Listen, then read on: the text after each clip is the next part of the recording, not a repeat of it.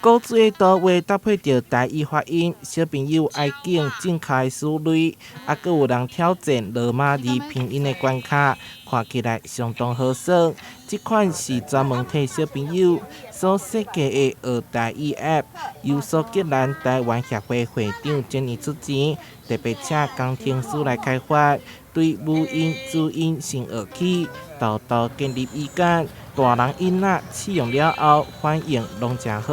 互咱看教着足侪物件的，台语的符号啊，有迄个音的声调。有图啊，为迄个简单的开始。教一寡生活当中的一寡动物啊、食物啊、食的物件，安尼，互囡仔会当马上学着，马上用。这是世界第一个啦。市面上大多数的台语 App 对小朋友来讲无啥互动性，这回特别来打造，就是要提升小朋友的学习动力。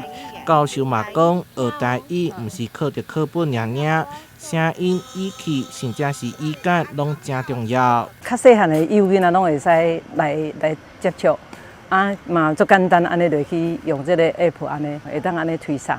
细汉囡仔就去算，我想这是较简单的。未来囡仔若会晓这，台语就变做较简单啦。App 初期会先开放免费下载，未来会陆续增加更多元的主题，结合歌曲甲影片，不只会当成为家庭共学的工具，更希望让小朋友哪算哪学，在生活当中自然开嘴讲台语。台南新闻所采访报道。